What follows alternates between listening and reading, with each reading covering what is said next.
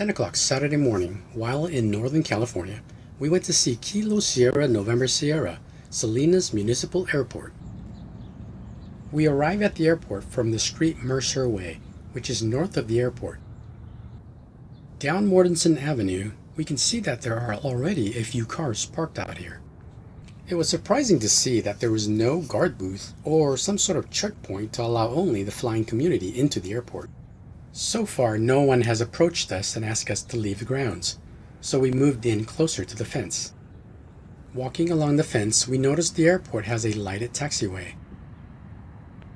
We are looking west of the airport, near runway 8. The street beyond is Airport Blvd. In recent years, because of 911, security has really tightened. With each passing day, it's becoming more and more difficult to come to an airport to enjoy a day of plane spotting without being harassed by security. And here comes security.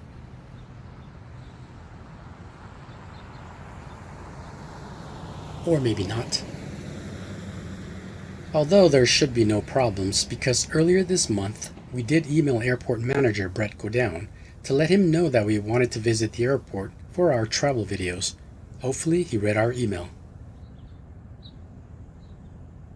After that vehicle passed, we continue on Mortensen Avenue. We saw a few more buildings, including this classic hangar. This really big hangar has been around since the early days of this airport. Strolling along, we see an old-looking tree in front of the hangar. A really nice-looking tree. I wish I could tell you what kind it is.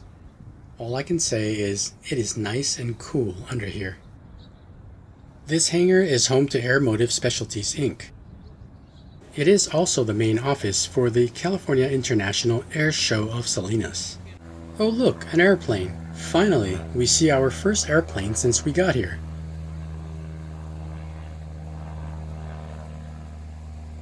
Further down, we reach the other end of the really big hangar, and these are the really big sliding doors of the hangar. They open to look out to the transient parking apron and self-service fuel farm.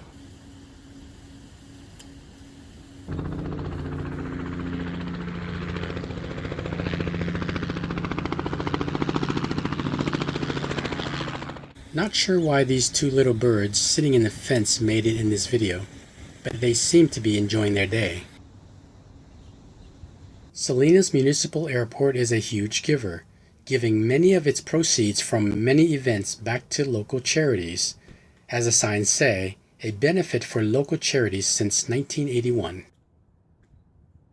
Looking out the apron, there is a couple of planes tied down, with enough space for many more planes. By now it is high noon and we haven't been arrested yet. I think we're okay. We continued and moved along.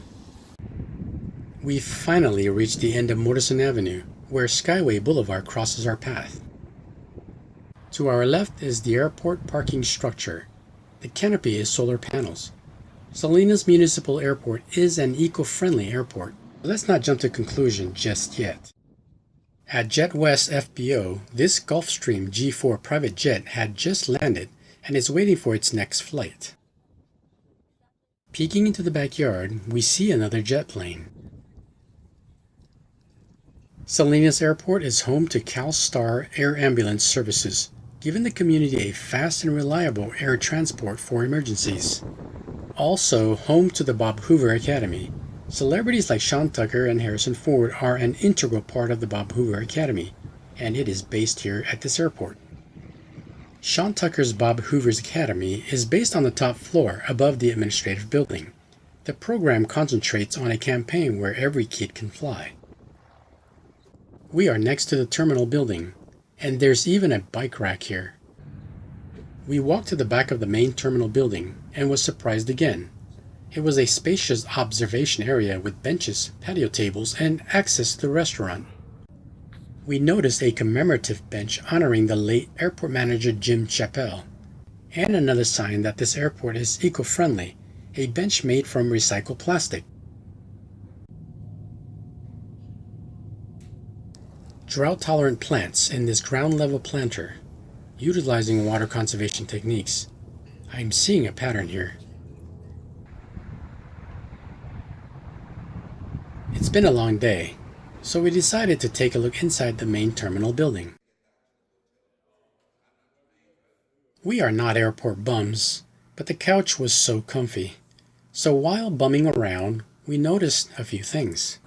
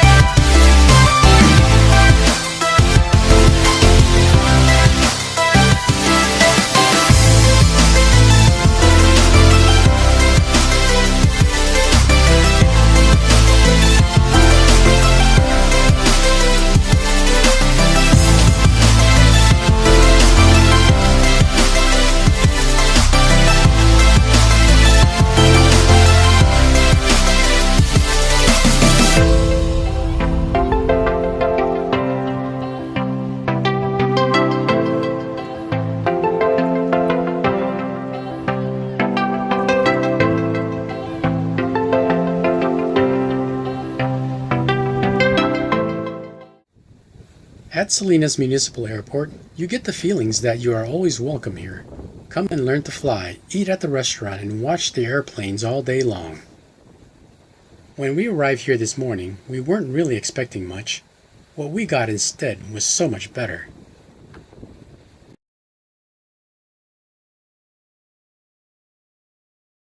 We actually got to meet Brett Godown, airport manager, who graciously gave his time and shared his knowledge by personally giving us a ground tour, an aerial tour, and the history of this airport. We were lucky to come on a day when he performed a runway inspection. We got to ride in Airport 1 as he took us on the full length of the runways. Airport 1, ground. This is ground Airport 1's at Alpha and runway 13. I'd like to get out onto runway 13 for runway inspection. Airport 1, roger. Airport 1, Salinas, proceed on runway 13 full length.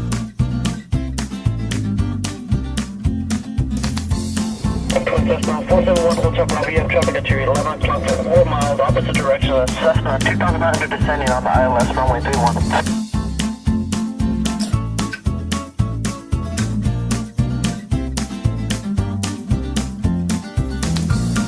Hotel Bravo, we'll have offset to the left.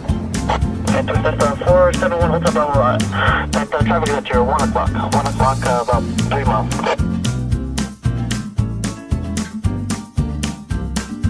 So not only does it give you radials and bearing magnetic direction towards it, it provides you distance measuring.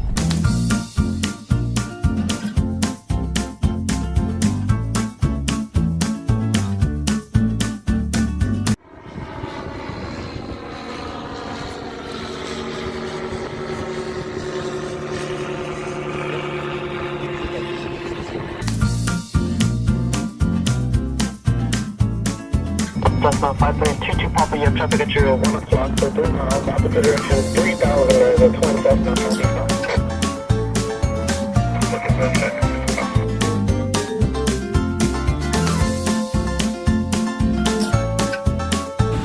Cessna 5322 Papa, 23rd, 45 miles on the runway 31.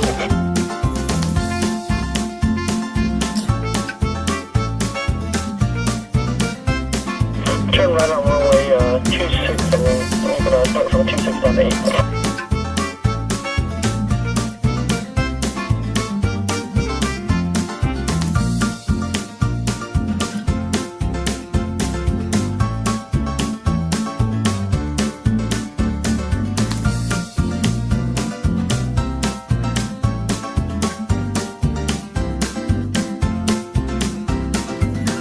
It's a fixed marker that you have on your airport that describes your traffic pattern in relation to your airport.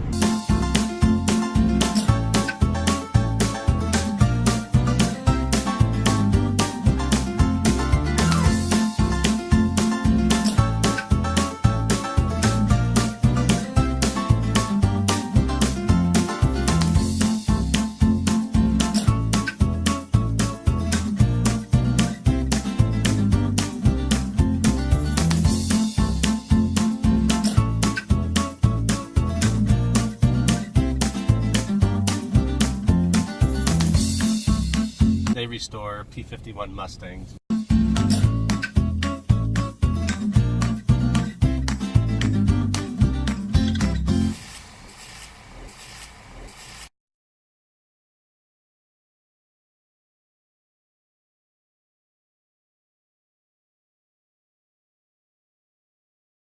Runway inspections are done, which we call them safety self-inspections. They're done 6 days a week because that's when we have staff on board. It's one of the first things that they do when they come on shift is come out here and inspect the runways, taxiway systems, the lighting, signage, markings, to make sure that there isn't any discrepancies that would prevent the surfaces from being open for normal operations.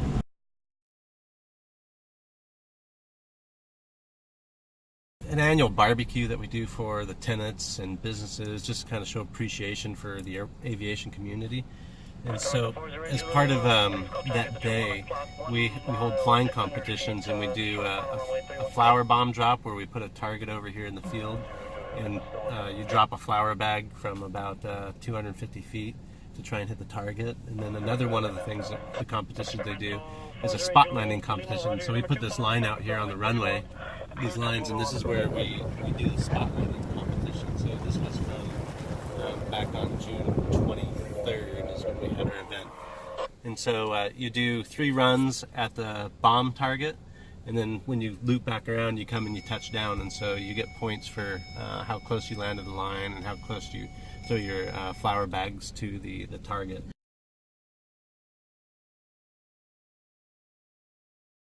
In its early time, it was turned over to the war administration, and they did a lot of maintenance on like observation type aircraft. I believe B-24s came in and out of here, trained pilots.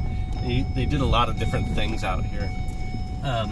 And so we still have a lot of the original, what we call revetments from the war. So each one of these little fingers that are coming off these taxiways right here, is what we call a revetment, and they would store aircraft on them. So this concrete is original from the 40s. I think 42 is probably when they poured all this concrete. But they're all offset from each other. So if somehow the enemy forces were to invade the U.S. and they came in here or try to bomb the air base, they couldn't do it in one run. They had to sit there and do multiple passes and zigzag because all these revetments. So this airport had 4 runways in total. Runway 1331, runway 26, 1432, and then another one which is up here. So this had an abundance of runways. The white hangar over there is original from the 40s. Same with the brown building that's over here, that's original from the 40s. And then we have one other building on the airport that's original from the 40s. You can see that we have a fence right here that separates us from the golf course and the airport. But on this side over here, we have the world famous moat, and we have the moat over on that side also. So the FAA, there used to be a fence here, but the FAA came along and said, hey, you can't have this fence here because it penetrates our imaginary surfaces to the runway. And so the whole idea is we remove the fence, and this has been here for 20 years, maybe longer. Remove the fence, put a moat, which prevents people from crossing over from the golf course onto the airport. Painter and refinisher, TNP Aero Services. People come from all over the world to have their aircraft refinished and painted here. Pretty much annually there's an aircraft that goes to Oshkosh and wins an award that was painted. This is another one of these buildings that's original from the war, some sort of storage facility.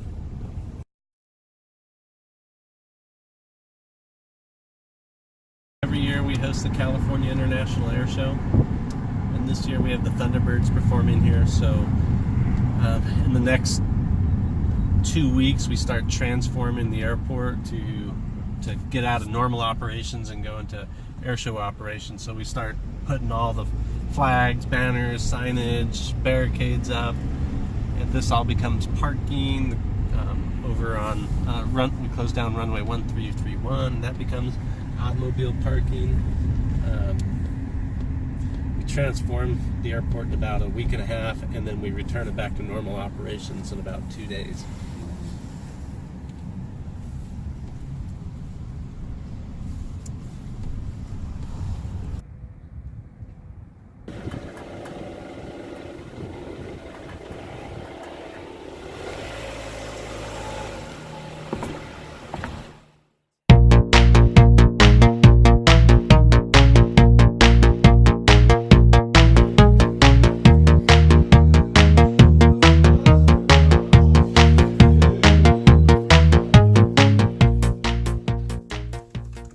Framed pictures decorated the walls, but there was one in particular he wanted to talk about. October 1st through 2nd, 1955, there was a sports car race rally here.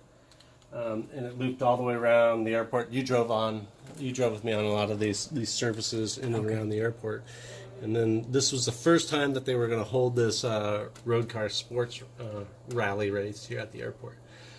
What a lot of people don't know is James Dean, he was en route to this sports car rally when he died, when he got in a car accident off the Highway 46 out there. So he was en route to this event with his Spider Porsche, and when he collided with another car, which is kind of neat. And so we kind of keep these in here as memory and memorabilia of that fateful event.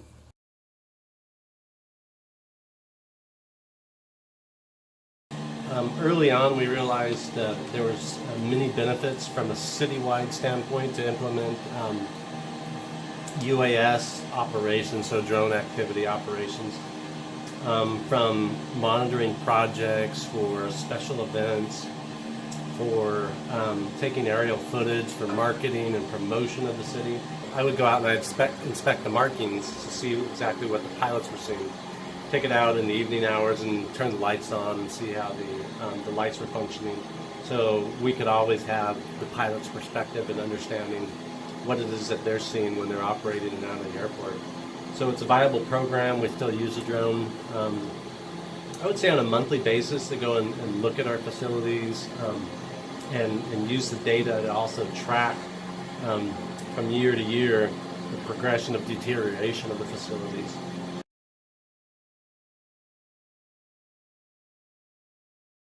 The airport plans to attract future pilots by setting up a simulator program for young students who may one day be interested in becoming pilots. Salinas Municipal prides itself on being kid-friendly, with hopes of bringing in new and younger generation into aviation.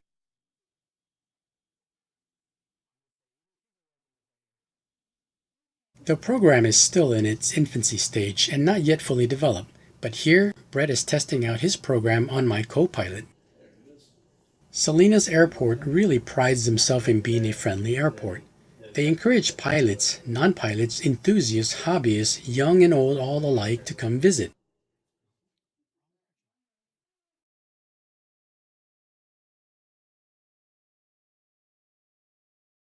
General aviation facilities are actually very welcoming in general. I would say most airport managers want the local population to be aware of and involved at the local airport. And so if anyone has been hesitant about going and visiting because of security issues or just access issues, I think one of the best things to do would be get a hold of some airport staff or the local airport manager, ask them for a tour or to give them a rundown as to what is it exactly they'd be allowed to do or not allowed to do, because you'd be surprised about how many different opportunities the local airport provides for the local community. Typically most airports have open house type day that they're always looking for volunteers, people that are passionate about aviation or are interested in aviation, or someone that just wants to get involved to come and participate and get to know their local airport. The more people that participate at the local airport, the better the community becomes. We like this airport.